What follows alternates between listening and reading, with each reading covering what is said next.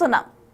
Constable, SI, operator వీళ్ళు ముగ్గురు మృతి చెంది ఆత్మహత్య చేసుకున్న ఘటనలో ఇప్పుడు మిస్టరీ కూడా వీడింది. అయితే దీనికి సంబంధించిన డీటెయిల్స్ మనం చూస్తున్నాము. అయితే ఎస్ఐ, కానిస్టేబుల్, ఆపరేటర్ వీళ్ళు ముగ్గురు మృతి చెందటానికి కూడా ఒక మిస్టరీ ఉంది. అయితే దీంట్లోనే ముందులో కూడా దీనికి సంబంధించిన వివరాలు అంటే సెల్ ఫోన్ ఆధారంగా దర్యాప్తు కొనసాగించారు పోలీసులు. అయితే దర్యాప్తు తర్వాత ఇప్పుడు వివరాలు వెల్లడించడం జరిగింది. అయితే వీళ్ళ ముగ్గురికి మధ్య కూడా గొడవ జరిగినట్లు గుర్తించారు. కారులో కూడా తొలుత గొడవలు జరిగినట్లుగా పోలీసులు గుర్తించారు వీళ్ళ ముగ్గురికి కూడా. అయితే ఎస్ఐ కారులో చెరువు వైపు వెళ్లిన ముగ్గురు కూడా కారులోనే ఎస్ఐకి, శృతికి, నిఖిల్కి వీళ్ళ ముగ్గురికి గొడవైంది. ఎస్ఐ కారులోనే వీళ్ళు అటుగా వెళ్లడం జరిగింది. ఇక అడ్లూరు ఎల్లారెడ్డి పెద్ద చెరువు రాగానే కూడా ఇటు శృతి కారు దిగి పరిగెడుతూ కూడా చెరువులోకి దూకేసింది. ఇక వెంటనే శృతిని కాపాడేందుకు పరిగెత్తుకుంటూ వెళ్లి నిఖిల్ చెరువులో దూకటం జరిగింది. అయితే వీళ్ళిద్దరిని కాపాడటానికైతే ఎస్ఐ కూడా చెరువులో దూకటం జరిగింది. అయితే ముందుగానైతే చెరువు లోతు తక్కువగా ఉంటుందని భావించారు. బట్ చెరువు లోతు ఎక్కువ ఉండేసరికి ఇక ఎస్ఐ, నిఖిల్ వీళ్ళు కూడా మృతి చెందటం అనేది జరిగింది. అయితే జనరల్గా కనుక చూస్తే ఈ గొడవకి కారణమైతే ఎస్ఐకి, శృతికి మధ్య ఇటీవల వాళ్ళిద్దరి మధ్య కూడా సాన్నిహిత్యం పెరిగినట్లుగా డీటెయిల్స్ తెలుస్తున్నాయి. అయితే శృతి పెళ్లి చేసుకోవాలని ఎస్ఐని వేధింపులుగా గురి చేసినట్లు కూడా తెలుస్తుంది. అయితే వీటికి సంబంధించి ఎస్ఐ ఇంట్లో వాళ్ళ భార్యతో కూడా గొడవలు అవటం జరిగింది. సో ఇంట్లో భార్యతో తెలియటంతో కూడా ఇక 15 రోజుల క్రితమే భార్య గొడవలాడి పుట్టింటికి వెళ్ళిపోవడం కూడా జరిగింది. అయితే present SI wife 5 months pregnant. ఎస్ఐకి ఆల్రెడీ ఒక కుమారుడు కూడా ఉన్నాడు. సాయి కుమార్కి ఒక కొడుకున్నారు. ప్రస్తుతం వాళ్ళ వైఫ్ ప్రెగ్నెంట్ కూడా. సో ఇటువంటి పరిస్థితుల నేపథ్యంలోనైతే శృతి పెళ్లి చేసుకోవాలని ఎస్ఐ మీద ఒత్తిడి తీసుకొని రావటం, ఆ విషయం ఇంట్లో తెలియటం, ఎస్ఐకి వాళ్ళ వైఫ్కి మధ్య గొడవలు జరగటము. మరోవైపు చూస్తే కనుక ఇక వీళ్ళ ముగ్గురు కూడా ఇదే విషయమై ఎస్ఐ కారులో కూడా వీళ్ళందరూ కూడా ప్రయాణిస్తూ అదేవిధంగా ఆపరేటర్ నిఖిల్, కానిస్టేబుల్ శృతి, ఎస్ఐ సాయి కుమార్ వీళ్ళు ముగ్గురు కూడా ఎస్ఐ కారులోనే వెళ్తూ ఉన్నారు. మనం చూస్తున్నాం కదా విజువల్స్లో.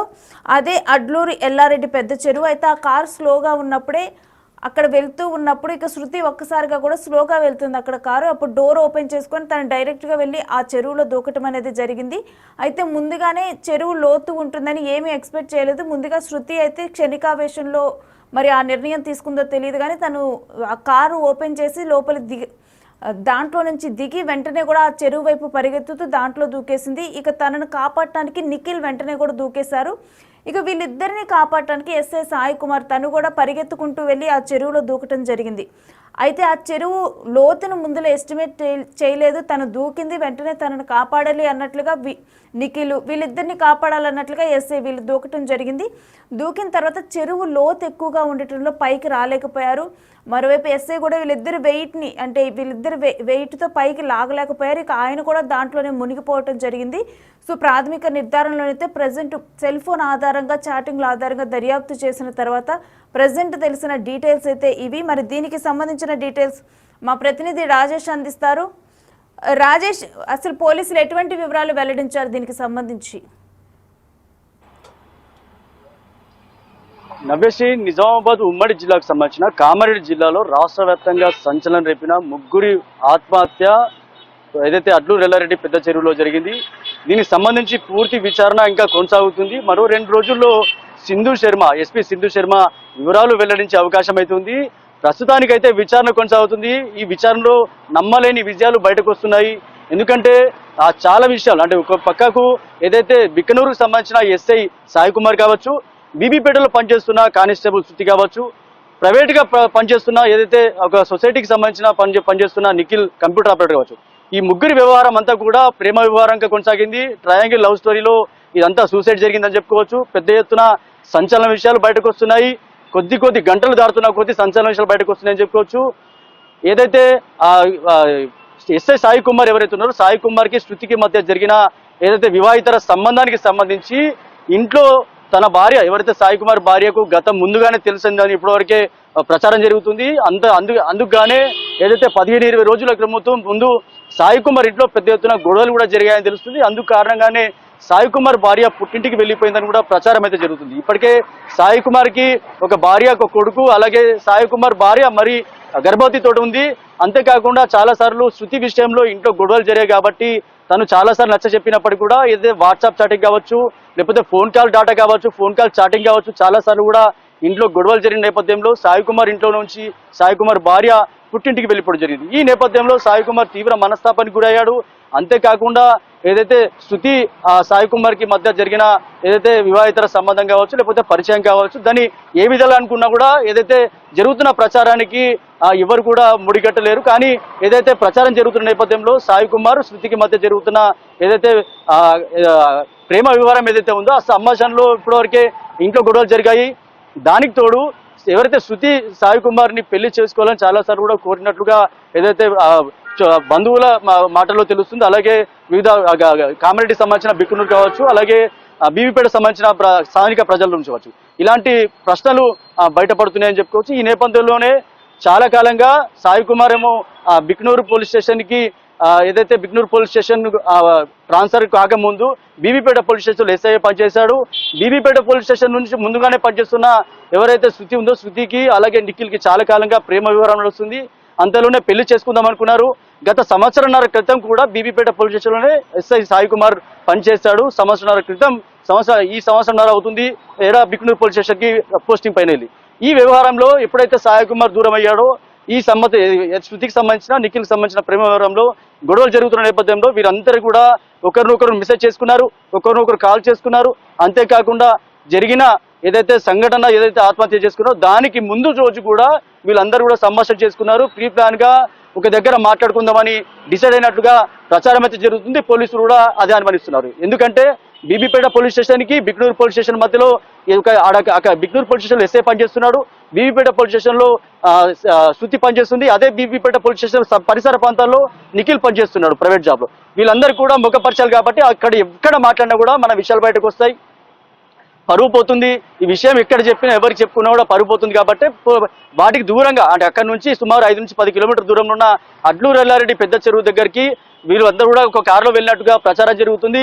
అక్కడ ఎస్ఐ కారులో శృతిని తీసుకెళ్లి శృతిని వీళ్ళిద్దరు కలిసి నిఖిల్ని రిసీవ్ చేసుకొని పెద్ద చెరువు సమీపంలో వెళ్తుండగా పెద్ద చెరువు సమీపంలో వెళ్తున్న ఆ గట్టు దగ్గరికి పైకి వెళ్లకుండా రోడ్డు పక్కన కారు ఆపడం జరిగింది. అక్కడ కారులో మీరు ముగ్గురికి కూడా గొడవ జరిగినట్టు తెలుస్తుంది. ఒక సంభాషణలో పెద్ద ఎత్తున గొడవ జరిగిందని చెప్పుకోవచ్చు. ఆ గొడవలో పోలీసులు అదే అనుమానిస్తున్నారు. ఏదైతే శృతికి సంబంధించిన గొడవ జరిగిన తర్వాత శృతి కార్ డోర్ తీసుకొని వెంటనే పారిపోయి గట్టు పైన ఉన్న పెద్ద చెరువు ఏదైతుందో వాళ్ళు వాస్తవానికి చిన్న వాగానికి ఉండొచ్చు, ఆ పెద్ద చెరువులో పరిగెత్తుకుంటూ వెళ్ళి శృతి ఆత్మహత్య చేస్తుంది.